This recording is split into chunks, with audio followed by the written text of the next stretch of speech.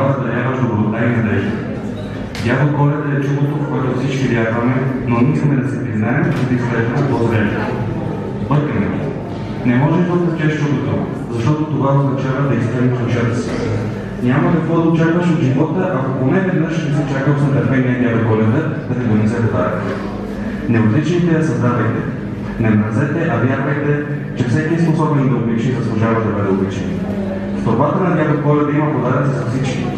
Както в сърцето му има добро чувство за всеки го. Усмивката на надеждата среща различните на отречението и се ражда от плодата, в която всички жадуваме. Приемаме я като благодат, но и смъничко така. Така знаем, че няма да се изгубите чувствата си. Изживейте пълноценно празника. Простете на някого. Пожелайте всичко добро на враговете си. Обещате ли си нещо?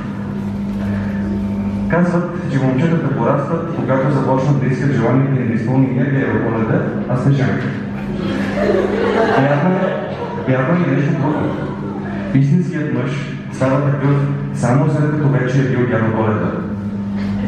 Макар и само за да разбере десета на всички лоши момичета.